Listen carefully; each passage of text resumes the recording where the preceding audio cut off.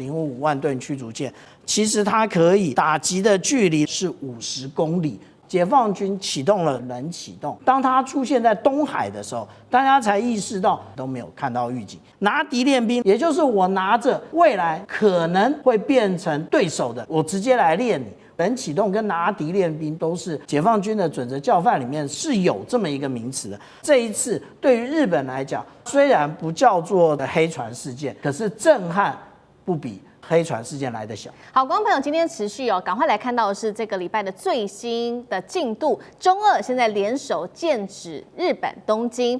那么我们今天也会特别来关心到是辽宁号正式的突破到了整个第一岛链包括了歼15在这边狂飙起降，大家在猜说这个过去的黑船阴影是否再次的降临。日本现在也全面备战了，把它的军事费用拉到史上最高，战事是否一触即发？赶快来看到今天的3个火线话题，我们会请来宾来帮我们特别做解答的。今天我们会特别来看一下辽宁号的轨迹突破了第一岛链之后直指东京，包括了其他的武器歼15起降次数非常的多中俄是在对日本下战帖嘛。第二件事情是我们来看到，包括了中俄现在它的轰炸机也都掠过了东京跟横须贺，配合的包括了辽宁号跟055大区现代版黑船事件是否重新上演。最后今天也会来关心到日本紧急的全面备战了，国防预算创下史上最高，但是重点是中俄都已经逼到日本的家门口了，东京这个时候努力还来得及，而且撑得住吗？今天就这些议题，我们都会一起的来做关心。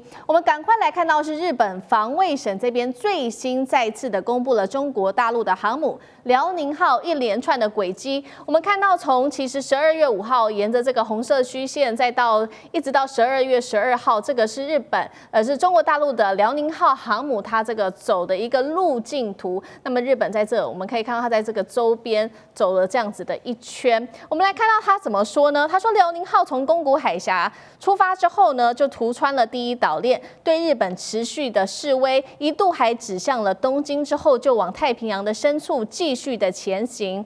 辽宁号在太平洋的海域这边，重点是大家在观察它实施了260次舰载机、战机和直升机的起降训练，这个数字他们说是罕见，非常的多次。防卫省官员也说了，中俄这时候还包括出动了他们的战略轰炸机，一起在日本的周遭进行了一个演习，给日本极大的压力。来看到学者怎么说，林颖佑教授说呢，辽宁号这个时候是意图借此来实施的是他的炮舰外交，达成警告日本的目的。所以节目一开始要特别来请教委员怎么看了中俄的轰炸机，再加上辽宁号这时候剑指东京，这一种被学者称为是炮舰外交，是已经重现了当年1853年美军舰队驶入东京湾的那一起黑船事件吗？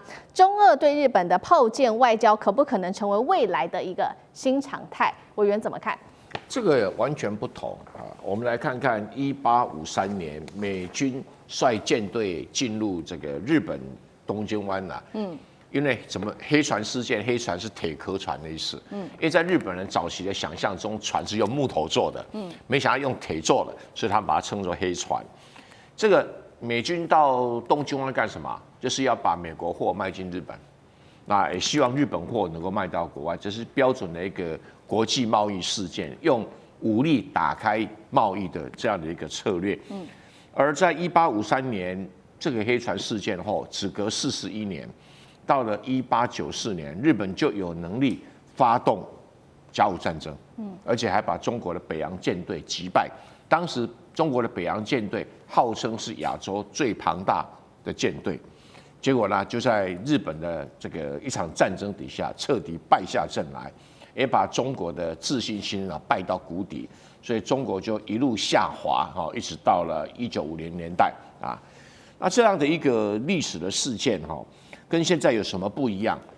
这个其实我看了下，我认为中国、俄罗斯并没有想要跟日本进行什么外交，所以谈不上炮弹、炮舰外交，连外交都不是。主要是什么？要来遏制日本的军国主义，以及遏制日本的武力再起。这什么含义呢？因为高市早苗自己讲的他要对台湾海峡如果发生战争，他就要怎么样？要出兵。换句话说，如果武力发生在台海，你要出兵。那平常如果两岸要和平，你会不讲话吗？这个时候是一个基本的国际政治逻辑，说你日本认为你有权利、有能力可以干预两岸的问题，那对中国大陆当然是可忍孰不可忍。所以以中俄两国现在的关系啊，对于日本这种企图用武力介入周遭事务了，当然会有高度的警戒。所以这一次啊，我觉得很客气哎。你看哈，他辽宁号啊绕到了那霸以后呢，就往右转到太平洋。然后好像那边有夜市的样，跑那边夜市吃个小点心，砰砰砰回去打卡了。他根本都没有跨越到奄美大岛以北啊。甚至还没有到这个马尾岛、种子岛都没有。马尾岛干嘛？是他们日本正想要做一个航空母舰舰载机的一个起降训练的陆上基地。到东京湾还早啊，是，更不用讲说到横须贺外港啊。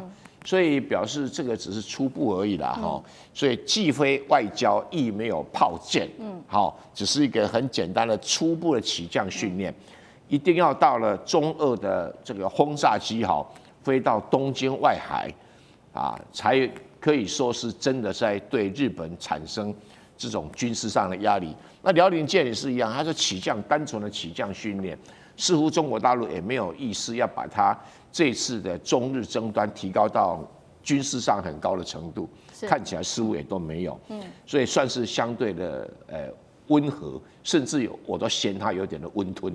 好，这一次我们看到中国大陆的这个辽宁号一系列跟中俄之间的动作，是给这个日本一个在军事上面扩张的一个正式警告。那面对确实现在看到辽宁号的逼近，日本也迅速做出了反应。日本做了什么？我们来看到在军事上面，九州的福冈基地是紧急出动了12架。他们画面上看到 F2的战机升空来做拦截。那从网络上面的照片，我们可以看到说，疑似呢这些战机都有挂实弹。总数这边做统计是达到48枚的反舰飞弹，包括了 ASM-2 的反舰飞弹，还有多枚近程空对空飞弹。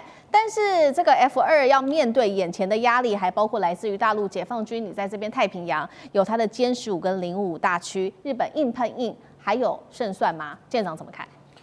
其实我们看到这个 F2的这个战机啊，它加挂飞弹。那其实如果按照这个新闻来源它所公布的照片，应该就是这个样子啊。那它这个是实际上12月9号拍摄的。那大家觉得好像，因为这个就是我们讲到的ASM-2的这个飞弹啊。可是呢，如果我们看到第4张照片的时候，我们就一样看到了这个飞弹，而且他把前面的这一个导引头的这个护罩拿掉，但是它其实是摆拍，如何见得呢？因为我们看到后面有一个起飞前拆除的这个飘带还在上面啊，所以当我们在看这些照片的时候，其实它就是标准的一个摆拍。那如果说对于日本自卫队来讲，他们更头痛的可能不只是我们讲到说有关于舰载机的部分，其实还有军舰的部分。因为军舰到底从哪来？如果我们这样看的话，也就是当初穿越宫古海峡的时候，其实并没有带着901的综合补给舰。可是呢，当我们看到12月8号的这个位置的时候，它就已经出现了这个901综合补给舰。可是那我们刚刚讲南昌舰，也就是055万吨驱逐舰不见了。那也就是说啊，为什么会产生这种情况呢？也因为日本它的又碰到了中日的这个联合的战备空中巡航，然后又碰到了这一个辽宁舰的一个状况，其实它根本没办法无论是在东岸或者是在靠近日本海一岸来因应，所以才产生这个结果。至于说这个架次啊会不会比较多？如果我们来看，如果是跟2022年12月来比较的话，的确是比较多。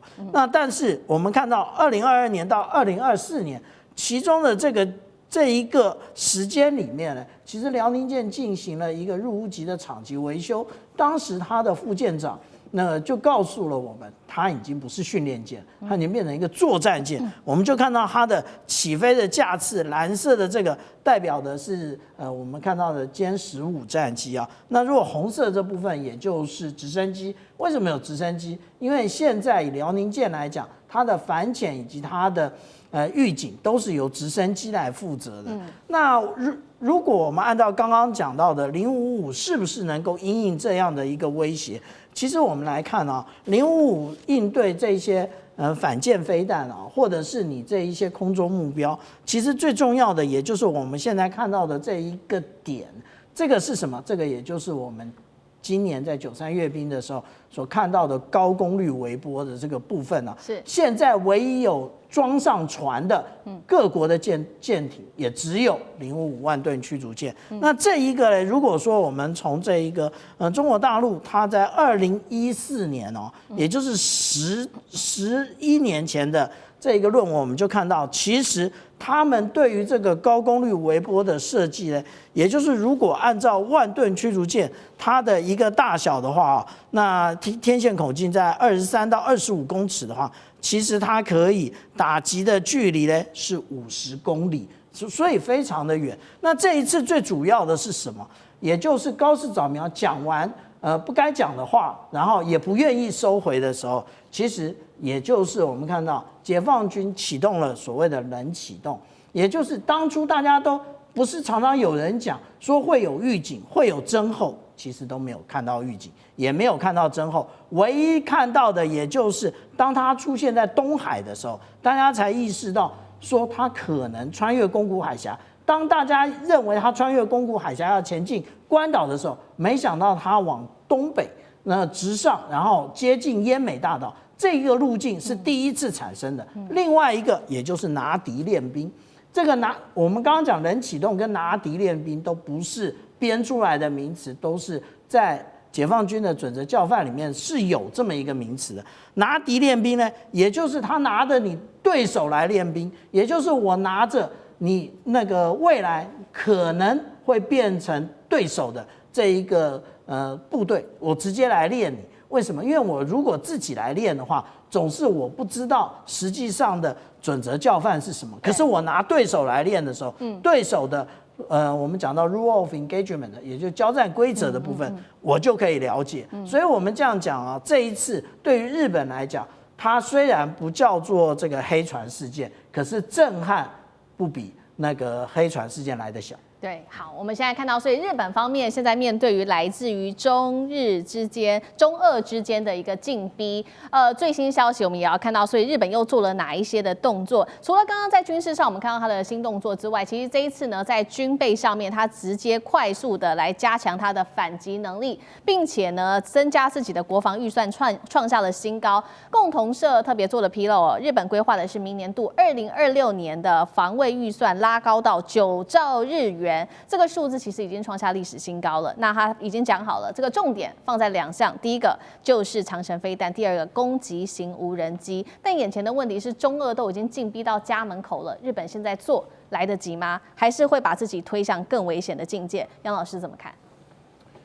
我个人觉得，从高市上来讲，台湾有事，然后呢，小泉进次郎的防卫大臣凌晨2点开记者会说。我们2架飞机被雷达照射了，这是一个很完美的媒体的操作，而且是有助于他们自己本身在就是整个防卫力量、军事武器以及国防预算的提升，然后呢更进一步的加大相关的部署采购。实际上，真的有炮舰外交吗？那刚才蔡委员讲得很对啊。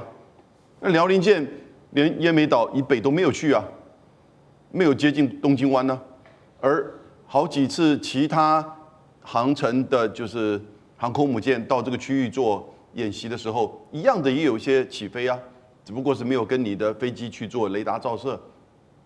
所以这一整个过程当中我的感觉我们要看透看穿，日本的媒体的整个以及日本政府在这个议题的。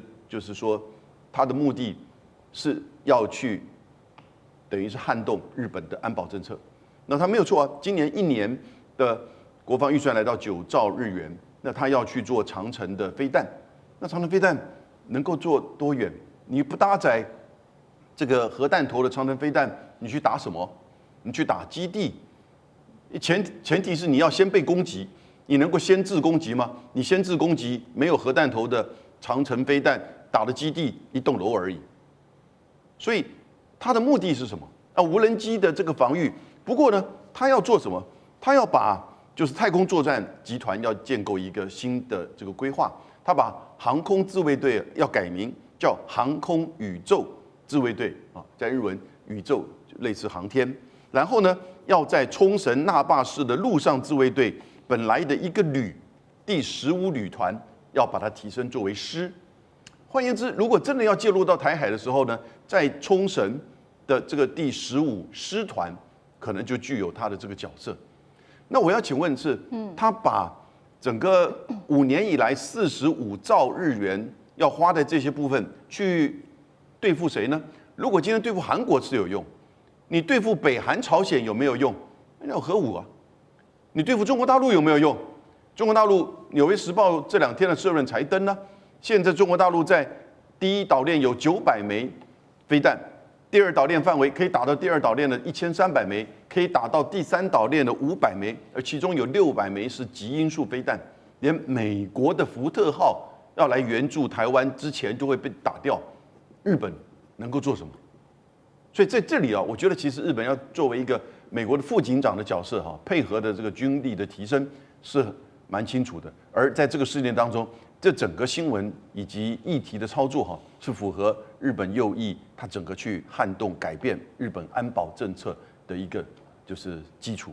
好，接下来看到3路对撞已经全面展开了。我们今天要来特别关心的是，美日的战机、航母都已经压进到了包括整个西太平洋地区，能够敌得过今天会做武器上面的比较，包括了解放军的歼20、歼35吗？今天做一个大比拼。好，赶快来看到今天3个火线话题，请来宾帮我们做解答的。美日呢正式的派出了他们的军机哦，不管是 B52H、F35A、F15要秀肌肉，但是现在也被解读说，如果啦真的正面遭遇到解放军的歼20、歼35的话，这一套空中的编组能够敌得过吗？还是只是一个政治上面的姿态呢？第二件事情，我们今天也会看北中南线来做这个比较哦。第二件事情，美国又做了什么事情？他派出他的林肯号紧急杀入在西太平洋地区，双航母成型，美军是否已经预判这个局势会失控了？所以赶紧派出他的这个林肯号呢？南线今天会特别来关心到一路往南走到了越南，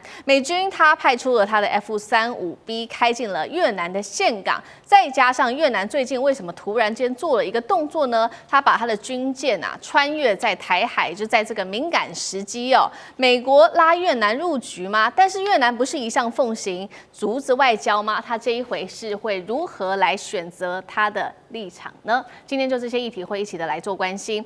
好，我们看到的是这几天日本的压力确实比较大，除了面对到辽宁号还有中俄战略轰炸机之外，美军现在也赶快开始有了反制的动作哦。我们来看到美军做了什么，它其实呢分成我刚刚特别提到的北中南线3路一起来展开反击，我们一一来做解读。我们先来看到美军的北线，它做了什么样的一个布局？12月10号，来自于美国的空军2架 B52H 的轰炸机，跟日方则是出动了他们的 F35A、F15战机，在日本海的上空联合演训。日方是这样说的，他们这么做都是为了向这个中国大陆去传达一个一个立场，反对任何片面以武力改变现状的意图。我们先来看到北面的这个动作，美国派了他的 B52声援日本，但是现在也有军事专家解读啦，你为什么只派 B52呢？为什么不派你的这个 B21轰炸机？这不是更精锐的一个轰炸机吗？那日本派出它的最强的 F35A 来参与巡航，如果遇上大陆的歼20、歼35，讨得到便宜吗？张将军怎么看？因为那个美国这一次他没有派 B21，我认为它是有原因。B21首飞是在3年前，就是2022年的12月，现在已经2025年的12月，3年了。但是3年呢，它要经过3个阶段呢，它才能够来变成能够出任务啊。第一个，它要做训练，这个飞机出来了，原型机出来了，原型出来，量产机要出来，量产机出来开始训练，训练之后才能够完成 IOC， 就是初级作战阶段，就这一个，这个还没完成呢。初级阶段完成之后呢，扩训之后变成完成全战备阶段，这是第2阶段了。那全战备阶段还没有看到嘞，因为为什么？美国做飞机做 B212，它是第6代轰炸机，第6代啊，最新的，每一架是7亿美元啊，210亿台币啊，一架飞机210亿台币，那么贵啊，好贵啊。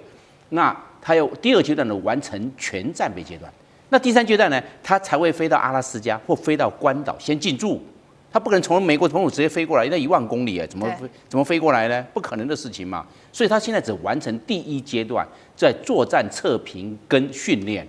还没有完成第2阶段到第3阶段，所以根本不可能过来。B2这些没有啊，那现在能够派什么？就派 B52嘛，因为 B52这是越战的，它8个发动机啊，可以用很久，已经60年了。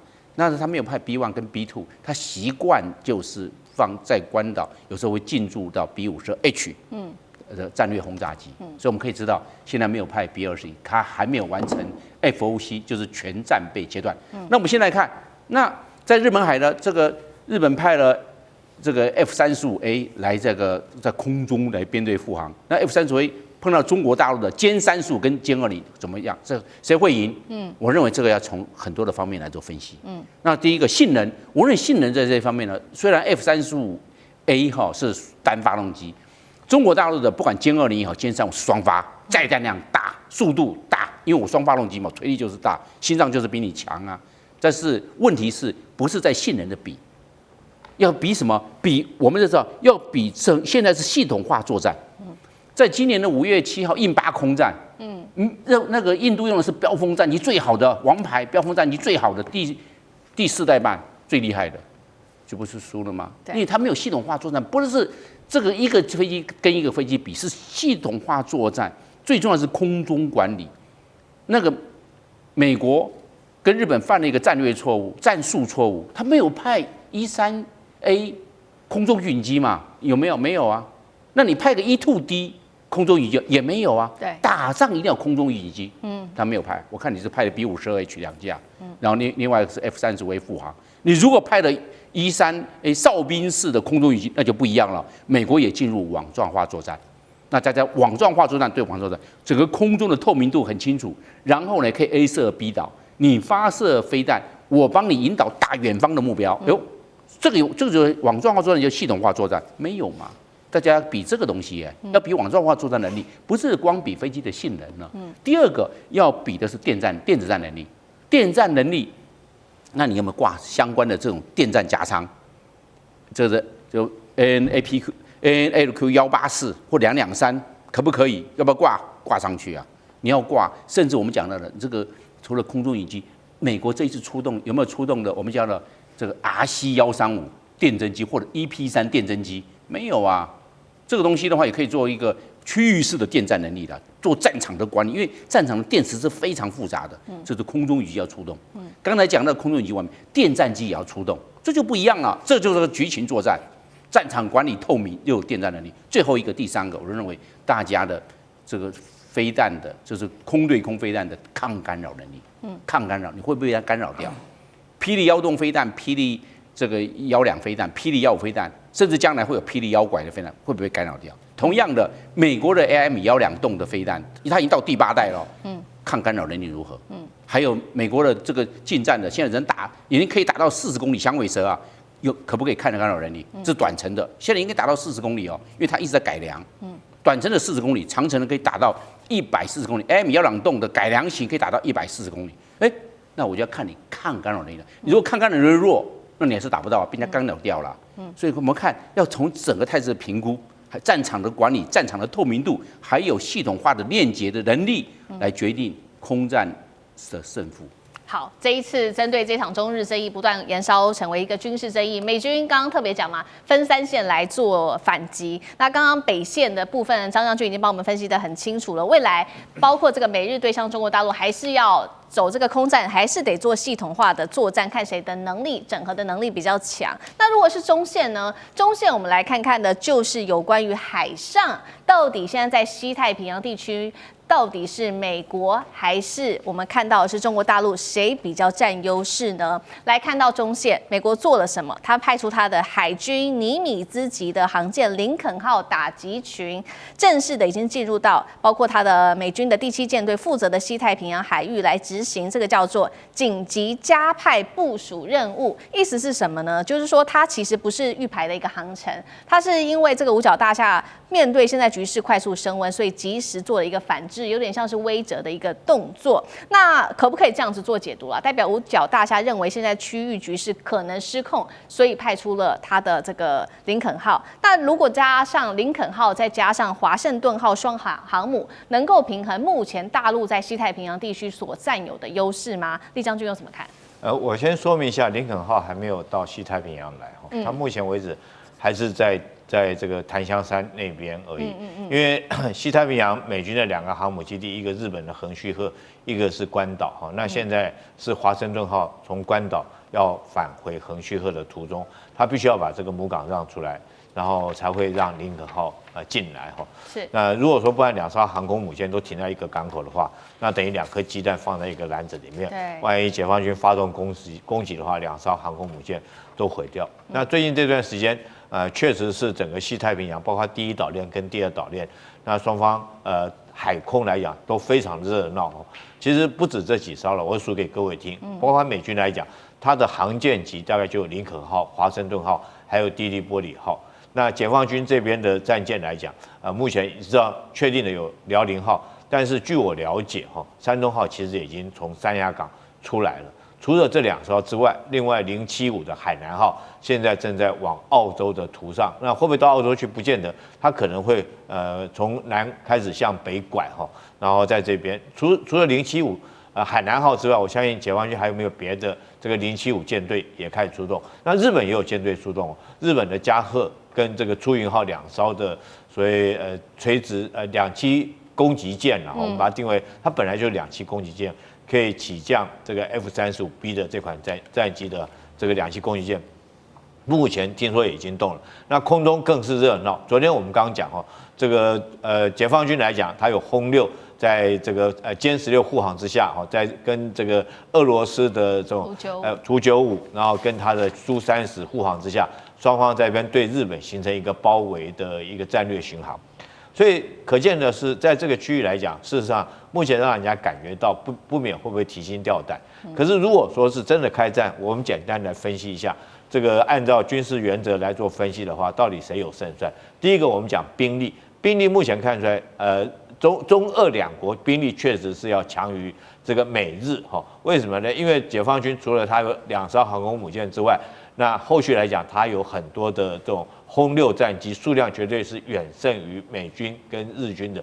除此之外，那地面来讲，它有很多的地对舰的导弹、地对地的导弹，就包括东风27、东风26、东风21D 等等不管是对舰或对地的攻击。那海军来讲更不用讲了，解放军在这边，它除了说是有2艘航母跟075之外，它还有很多的055大驱，这是我们以战力来做个比较。第二个，我们就战力的位置来看的话，位置解放军它有在地优势啊，这个在第1岛链都是它作战火力的攻击范围，但是我们现在看美军来讲，如果要支援的话来讲，它必须远从美国本土过来。现在林肯号就是一个很明显的例子，所以路途遥远，对他来讲的话，可能兵力来讲补给线就会做得很长。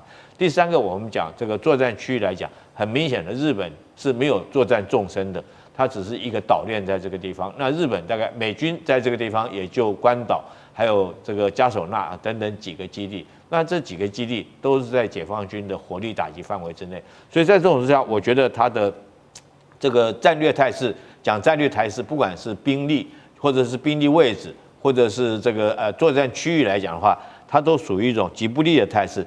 最后我们比较一个，就双方来讲，持续战力，那当然更不在话下了哈。解放军来讲，它自己有完整的一个军工生产的一个体系。那反观美国来讲的话，它现在简单的讲，包括稀土如果被管制的话，它的后续生产跟保养维修能力会受到很大的影响。所以整个评估来讲，我的判断是，这个美国跟日本跟中俄2国来这2大集团来对抗的话，那日美是属于极不利的战略态势之下。好，我们现在特别关注到，刚刚厉将军帮我们看到，就是整个在第一岛链，目前看起来中俄在整个兵力上面，在军事上面的优势是胜于美日的。这个是中线，现在美军出击。那南线呢？刚刚讲嘛，美军还针对南线有了新动作，这一次还搭配了另外一个美国的重要的盟友越南一起来做关心哦。美军这一次派出的是他的2栖攻击舰迪黎波里号跟他的巡洋舰停泊在越南的岘港，他说是要做友好的访问。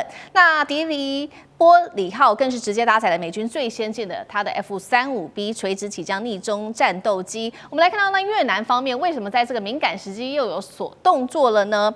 史无前例的证实呢，它在越南的军舰12月11号已经通过了台湾海峡，执行自由航行。美军的这些军事动作来看，它到底目的是什么？意思是说，暗示如果有冲突，可以从越南方面来牵制中国吗？越南一直都是奉行竹子外交的，这个时候他如何来做选择？杨老师怎么看？我现在要澄清哈，就是到目前为止，美国方面对于从高市发言到现在雷达照射的问题哈，其实都是保持的冷眼旁观。就算是国务院发言人的一段文字，他也只不过是回应给媒体。还有呢，就是美国小泉防卫大臣和美国的国防部长的通话，还有一个媒体上比较少的，在冲绳的美军基地的指挥官，不过他是海军陆战队的指挥官，他们讲的都是美日安保重视的，略微有提到中国大陆的行为，可是前面都有一句话是美国不希望跟中国在此对抗或冲突，就非常符合美国最近发布的国防安全战略报告的那个论述，所以这个主轴大概出来了。同时，航空母舰，华盛顿号、乔治华盛顿号是回到了横须贺了，这已经确定了。那通常回去啊，大概就是半年的，就是等于是维修，所以半年不会动在那边了。它进行叫做春季维修，因此才会派从圣地亚哥，然后呢到现在在夏威夷那个林肯号进入到就是西太平洋，所以并不是2艘航空母舰要对中国大陆威慑，但是进入到越南这个部分呢，是美越建交30周年，那越南看得清楚，他现在其实维持的是竹子外交，竹子外交就是两边都会摇摆啊，可是呢，他越来越清楚，他那个根呢，其实长在中国旁边，它就是中国的邻国，对，现在不只是地理上、地缘上。在经济上，在供应链上，以及不要忘记整个东南亚也跟中国的这整块都连接在一起，也就是从地缘政治到地缘经济上面，所以他很清楚。你看到越南在最近南海议题上，其实已经基本上不太去做任何跟中国的冲突的活动，虽然他在岛屿的军事化其实速度不慢于中国大陆，我们在这个节目讨论过。对，同时。越南比较特殊的是，他派军舰穿越台湾海峡，台湾海峡最窄的地方大概126公里，平均宽180，那因此那长度大概是370，因此其实中间是的的确确，以国际标准而言，它在属于公海或者是这个专属经济区的范围。那有人说中国大陆要把它内海化，可是它并没有对船舰或者是甚至军舰做这种作为，可是如果你的军舰来是明显要挑衅，或者是说要摆一个姿态，说要去介入到台湾问题，那他当然就会等于是表现出，那你来的就不是善意嘛。好，因此越南这一次的这个穿越，我觉得不需要大惊小怪。可是时间点，我觉得越南也了解，这个时间点他也是做球给美国跟日本。这个时间点刚好是在。高市的台湾有事以及雷达照射的问题，它可以晚一个礼拜，那但是他选择这个时间点，我觉得大概某种程度，他也跟日本可能要索取一些东西，所以背后可能要了解，他不是要去挑衅挑战中国大陆的这个台湾问题的立场，但是呢，他可能在跟日本有所交易吧。我的推论。好，观众朋友，今天在中日之间的这一场争议已经持续延烧到这个整个第一岛链。今天就军事上，我们会特别的来做关注。我们先来看到今天会请来宾帮我们特别解读的3个火线话题。首先，第一个我们会来看到的是中俄现在一起合作在空海的部分同步压境给日本施压。首先，我们看到的是中国大陆它出动它的辽宁号在日本的周边之外，还包括了来自于俄罗斯跟中国大陆的轰炸机，包括了来自于俄罗斯的图95跟大陆的轰6，组成了一个编队跨越在对马海峡跟宫古海峡。等一下会有比较清晰的地图带观众朋友来看。日本的安保线被迫全面亮起红灯吗？这是第一个问题。第二个问题我们会来解读的是，除了对于日本施压之外，是不是也对韩国来施压呢？包括了7架俄罗斯的军机跟2架来自于大陆的军机都闯入了韩国识别区，停留时间长达1个小时。中俄对日韩是产生了双线威慑了吗？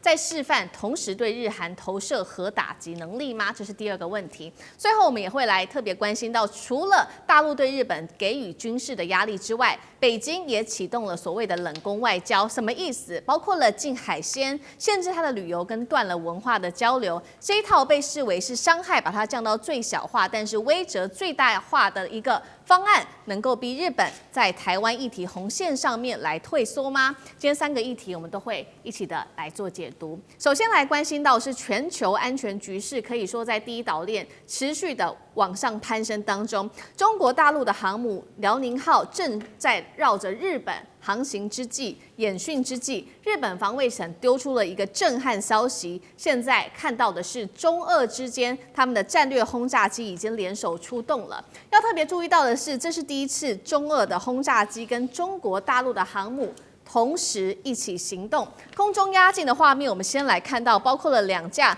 俄罗斯的图95轰炸机从日本海进入到东海之后，在上空和2架来自于大陆的轰6轰炸机一起做汇合。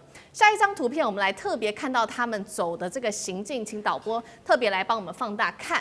好，这是日方特别公布的有关于中俄他们的轰炸机行走的途径。我们来看到的是2国军机是一路沿着对马海峡、4国外海到太平洋，最后是绕到了宫古海峡，完成了这个长距离的一个战略巡航。当然，在往返的这个宫古海峡途中，又后来再加入了包括了4架的歼16加入护航。回到上一章，我们持续看到同一时间，日本的上空还出现了包括俄罗斯的预警机跟2架苏30的战机。节目一开始，我们要特别请教舰长如何看了大陆的航母辽宁号，再加上中俄他们能够挂核弹的这种轰炸机绕行日本，特别剑指包括了不管是对马、宫古海峡，我们要来解读这当中的战略意涵。中俄对日本的战略施压会不会持续的上升再加码？舰长怎么看？我一开始接触这个问题的时候，我都觉得这是一个例行的嘛，就好像老共如果对台湾不满，这个环台军演，到后来也都是这样落幕了。可是最近我开始看到中日的这个东西开始我还在抱着看热闹的心情，我也就会慢慢淡去了。可是我告诉你，我现在的心情非常沉重。我很少去耸动去说一个事情，可能我杞人忧天，大家去听听看我的这个想法。第一个，我先说这次是派了一个航母辽宁舰去那里你知道所有的军舰它每年都有一次考试，大概1年要1次。大家可以看到所谓的战斗群的训练这个资料，大家可以看，我很快的讲一下辽宁舰的时候，你看到没有？刚开始成军不算，后来你看到没有？2021、2022、2020、21、22、23说他大修，所以2年空了。25又1次，这一次呢，你看到没有？这是山东23、24、25，几乎1年1次，就是他的一个测验考试。可是辽宁这一次最近又跑到了这个那里去起降直升机了。他我到那里几天，他上一次什么时候？今年5月。所以我现在可以肯定的告诉你，如果我们按这个来看的话，这一次解放军是真的专门派的是辽宁舰去威吓日本的，就在他那里，而且就在他的那个叫做琉球群岛这里。那我在想说他这次为什么要这么严肃呢？这次当高市早苗说这个事情的时候，大家都在想说，你就是要介入台海嘛？你有没有发现北京很厉害？他不跟你吵，你有没有权利介入台海？他把时序一下拉到了2战，先个是跟那个习近平打电话跟川普说，你们这个破坏2战后的秩序，什么写信给联合国秘书长，什么战败国、战胜国，什么反法西斯，什么日本要这个军国主义复苏，他把它全部拉回去了，你知道？那你一拉回去之后，如果我今天跟你讲说你不能干涉台湾，那还有的吵。台湾地位啊，什么这个来讲呢？可是当他拉回2战的时候，我告诉你，没有人能够支持2战的战败国，那就是日本。你知道，在整个亚洲有2个战胜国，俄罗斯跟中国，所以他们2个现在团结起来，你会发现他在威胁的就是日本。为什么？因为我仔细想想，你以为只是日本吗？我不认为，我认为这最后牵扯到台湾，因为北京现在最大一个问题，大家去想是什么？你知道，台湾的统一。你知道这是他的一个历史使命，他非要做。可是你可以看到，很多人都说你这样做起来会打得很大。那台湾很大一部分人知道说，其实我们打不过解放军，可是美国国际盟友会帮我们。你看，这次日本是不是说就要帮我们了？我跟你讲，有史以来，如果北京要觉得抓到一个机会，要证明给你们看将来美国跟国际盟友绝不会帮台湾的机会就是现在。你有没有发现？因为你讲了嘛，然后我就做给你看，我一定逼到你，叫你退回去。完毕之后，整个东北亚的秩序，大家去想整个重塑，谁是东北亚的老大？北京。那以后如果说他去武统，台湾就要去想了。上一次日本弄成这个样子，老美都不出手，他会为我出手吗？所以我就突然觉得说，大家等着看，不会退休。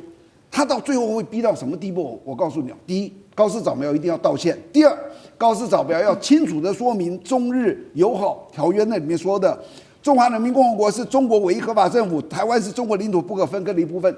只要不说出这个东西，他会一直逼下去，最后是打给台北看。这是我的担忧。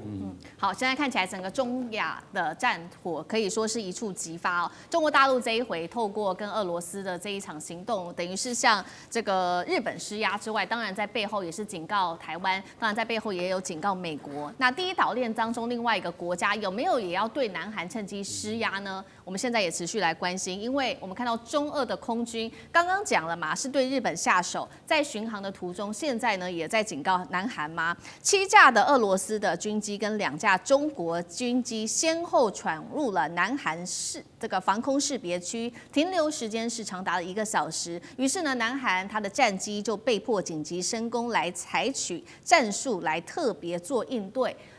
中俄的轰炸机经过，这个是巧合还是顺带威吓南韩呢？有没有可能对日韩实施核打击？接下来他是不是也在暗示李在明你要注意了？干哥怎么看？这绝对不会是巧合。当然，中俄之间的联合的空中的演习是每一年会举行1次到2次。那我非常同意刚才舰长讲的，因为这是不太寻常。为什么？来，我们来仔细解析这张图哈。你现在看哈。Tu-95图波列夫95型轰炸机啊，它是什么？它是从哪里？它从鄂霍次克海南下之后呢，它就会经过什么？它就会经过这个宫古，不是那个对马，这就是对马岛。经过对马海峡的时候，它你看特别停留了一段时间，然后呢，它的飞行的速度变成缓慢，然后你还可以看到说在右边。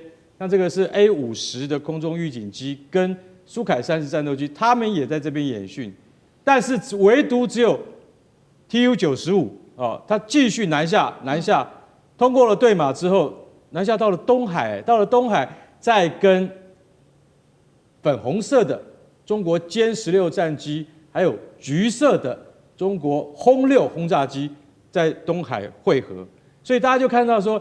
它有一个南下的箭头，一直到这边之后汇合之后，再继续南下。这里就是琉球，这里是奄美大岛，这是日本，这是4国啊。所以他们在这边汇合之后，这个是一个汇合点，再往上往这个太平洋东岸去进发，最后再折返。我们图就没有再示意给大家看了啊。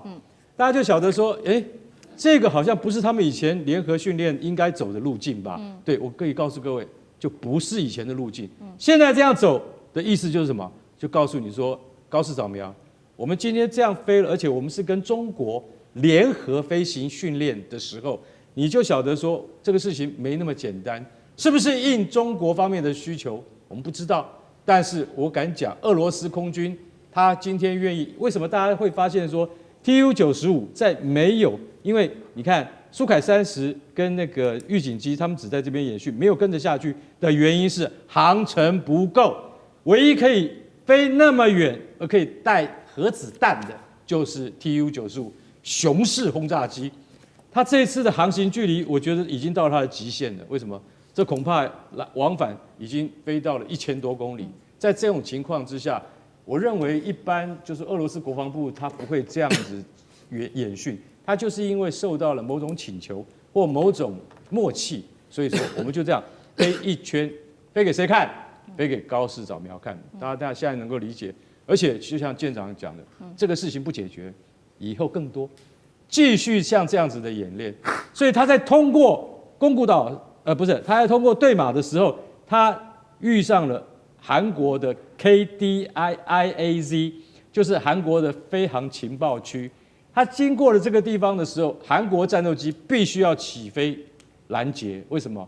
因为这个地方其实坦白讲一句，韩国的这个飞航情报区上面也跟俄罗斯有争议，那这个地方呢是跟中国有重叠的地方。其实坦白讲一句，大家多年以来都相安无事。可是这一次韩国竟然出动战斗机，就是因为你靠太近了。中国为什么会靠太近？为什么这一次连韩国都怕了？韩国起飞的是它最精锐的 F-15 那日本起飞的也是日本最精锐的 F-15J 那你说他们两国都出动最精锐的飞机，就是因为他们认为局势不太对，所以这是几乎是60年来韩国战斗机第一次起飞去，你不要说拦截，应该是警戒，怕苏凯30跟这个轰6还有 TU-95这些飞机太接近了我们韩国的防空识别区的时候，会不会擦枪走火？所以其实我觉得这一次不仅仅是让日本会警醒，而且也让韩国的李在明会说，你要晓得哦，我们中韩一向友好，但有一天要是局势变了，你脑袋要先想清楚，你到底要站哪一边，这是最大的警示。好，这是解放军特别对日韩美台做出的一个警告，这个是在军事上面的施压。另外一方面，我们今天也会特别来解读的是这个大陆的动作，还有在其他的外交上面做更多的施压，包括了经济，这个被称为是冷宫外交。等一下请聂老师来帮我们特别做解读，包括了几个动作：禁止日本的海鲜旅游市井，取消文化交流。经济学人说，这样子的冷宫外交是把伤害降到最小，可是威慑可以最大化，其中就是要告诉日本说，台湾问题是一个红线，你不要碰，要让这个人民心存恐惧，那目标就达成了。这跟美国的经济制裁又有什么样的不一样？聂老师又怎么看 ？OK， 刚讲冷宫外交，其实大家了解一下冷宫，我们以前说打入冷宫，好 ，OK， 你打入冷宫，当然就会害怕，这处罚的一种方式啊。这里面呢有一个很重要的关系叫主从关系，通常比较高位的人才会对低位人说：“我要把你打入冷宫，对不对？”美国一向如此啊！我用301方案，我用紧急这个条款，我就觉得你谁不听我话，我就把你打入冷宫，就让你这个各地方都受不了。现在有底气的国家就2个嘛，美国现在还是有，中国我们的对岸真的已经强到非常有底气，尤其这一次啊，中日事件，我觉得就很多场电影都出现，你看 J-15、F-15这种，马上锁定这个火控雷达，lock up 你。马上告诉你，你再出问题，马上就毁了。所以他回去，还有第2辆英勇的战士还回来，又待了30几分钟。我跟你讲，这个都是电影情节，这很有趣。不过真的表面有趣，暗底下真的不有趣。也就是这个国际间的问题啊，这地缘政治，只要弄到了一定高点，那有一些国家是没有办法接受。尤其我们讲对岸对日本，我们讲台湾真的有事，好像也不太会有事，因为对岸不太会打台湾。日本真的有事，我告诉你，真的就会有事。敲桌子，因为激动了。我再跟你讲一件很重要的事情。为什么这次我们的对岸已经强调很多，说我们剑已经上旋了，枪已经上膛了，随时你只要再忍我就打，但是要师出有名，所以很难师出有名。他先做一些冷宫制裁，当然这个美国也做很多嘛，当然这一套蛮像的，就中国也惯用啊，只要底气到了就可以用，就是主人可以对你不听话的小弟讲这种话。当然不管怎么说，就是他第一个，首先这个你的海鲜进口，他也帮你守住了。发布了旅游警讯，而且那个艺人呐、到中国也被有没有像这个工信部这些也被中国呢所有很多的限制。当然他所做的很多事情也会被人家讲话啊，也就是他会自伤嘛，你打人家也会伤。尤其你现在做很多动作，不管这次公说公有理婆说婆有理，你说中国有没有先预警日本，或者说预警之后呢，即便预警你还是有点想故意过红线。因为从我的角度来看，现在中国是很敢这样做。我故意靠近，但也没有完全靠近，日本就会怕，他就一定要有飞机上来。当然他也不叫侦察机，他是 F 就准备战斗的 F-15就上来了，不是侦察机先说叫你走哦，就马上上来。那歼15还好，一样嘛，是的，是军力，但人家的科技已经到达一定的，马上用火控雷达帮你锁住。这个雷达定位太厉害了，所以日本就会出问题。那我现在一个重点就是，现在这个问题等等一直发生，现在又跟俄国这样子来嘛，哈。我觉得这个恶霸之名一定会被，尤其西方的主导的美国世界去讲民主联盟，一定说中国现在在惹事。好，那我觉得不怕，因为这种已经被讲很多，像他们在定什么世界的轴心4国有没有？不就已经在讲这个从伊朗也在里面，俄国、中国这几个国家，北非就是 CRINC 轴心4国，这种恶名他也不怕了。我觉得他们现在在讲说，他们一定要达到最大的目的，也就是当然一定会伤，就是让伤害最小化。你刚刚讲的这个威慑最大化。对。不过现在还讲说，这次因为我讲对岸的底气到一定水准之后，他现在在做的就是施压，还有示威的动作。而且他不但是他收回这个话，这还不够哦。你让我捡到一把枪了，我枪又上膛了，你还要做到刚刚你最后讲的很重要，你一定要承认台湾是 PROC 不可分割的领土的一部分。他甚至要他最后到承认，搞不好你光收的还不够，所以我觉得中国现在可能要的更多，甚至领土上，琉球之前的钓鱼岛，我觉得中国现在要随时动弹不难了。他现在这一次在琉球附近，琉球他也不一定多么重视，因为他重视台湾，重中之重。可是琉球我觉得也是他准备要做的动作，后面大概就是台湾。我觉得这个有一系列的动作会在后面演出。地缘政治、美中之争。战略价值，强权崛起，小国生存，现在与未来洞悉事件走向，掌握世界脉动，全球观点尽在